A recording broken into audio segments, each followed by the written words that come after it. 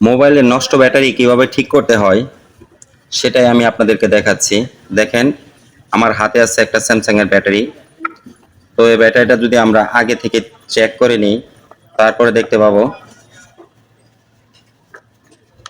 দেখেন এটা হচ্ছে আমার অ্যাভোমিটার। মিটার দিয়ে মাপতেছি, একটু ভালো করে লক্ষ্য করুন। এক বলও দেখাচ্ছে না, নষ্ট। এখন ভাবতে পারেন মিটারটা নষ্ট কিনা। তো মিটারটা চেক করার জন্য আমরা এই ব্যাটারিটা চেক করতেছি। এই দেখেন মিটারটা ঠিক আছে। তারপরও আমরা এই ব্যাটারিটা আবার চেক করে দেখি। এই দেখেন ব্যাটারিটার মধ্যে কিছুই নেই। তো এখন যদি আমরা এই ব্যাটারির মধ্যে একটা এলইডি লাইট দিই, দেখতে পাচ্ছেন এলইডি লাইটটি জ্বলে না, তার মানে ব্যাটারিটা একেবারে নষ্ট। তো আমরা এই ব্যাটারিটা এখন ঠিক করব। কিভাবে ঠিক করব? তার জন্য আমাদেরকে যে কাজটা করতে হবে এটা হলো এরকম একটা চাকু দিয়ে উপরে যে এই প্লাস্টিক কভারটা আছে এটাকে উঠিয়ে নিতে হবে। এইভাবে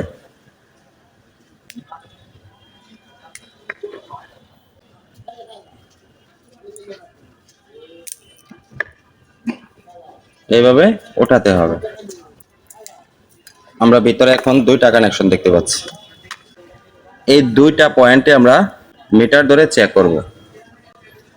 এটা প্লাস, এটা মাইনাস। দেখেন আমার মিটারে কিন্তু ভোল্টেজ চলে এসেছে। তো এখন আমাদের এই ব্যাটারি যদি আমরা মোবাইলে ইউজ করি, তাহলে আমাদেরকে খুঁজে বের করতে হবে এই সার্কিটটার মাঝে, এই যে দেখতে পাচ্ছেন এই সার্কিটটার মাঝে আইসি আছে। যে আইসিটা সমস্যা হচ্ছে, যে একটা আইসি খুঁজে বের করবেন, ওটা শর্ট করে দিলেই আপনার এই পাশ দিয়ে ভোল্টেজ চলে আসবে। এই পাশ দিয়ে ভোল্টেজ চলে আসবে, তাহলে আপনারা মোবাইলে ব্যবহার করতে পারবেন। আর যদি আপনারা এটা এলইডি লাইটে অথবা মোটর অথবা অন্যান্য কিছু চালাতে চান, সেক্ষেত্রে আপনারা এই জায়গা থেকে দুটা তার বের করে তারপরে সরাসরি লাগিয়ে দিবেন। তাহলে আপনার ব্যাটারির চার্জ এবং সার্ভিস দুটোই ভালো হবে। এখন যদি আমরা এই লাইটটা, এলইডি লাইটটা আমরা এখানে ধরে দেখি জ্বলে কিনা।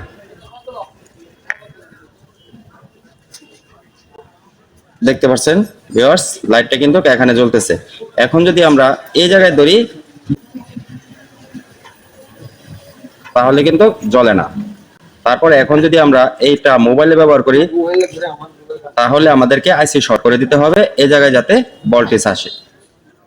চাইলেই আপনারা যে কোনো মোবাইলের ব্যাটারি এইভাবে ভিতর থেকে দুইটি সংযোগ দিয়ে এলইডি, মোটর অথবা 4 ভোল্টের লাইট আছে, এগুলো আপনারা ব্যবহার করতে পারেন। ধন্যবাদ সবাইকে।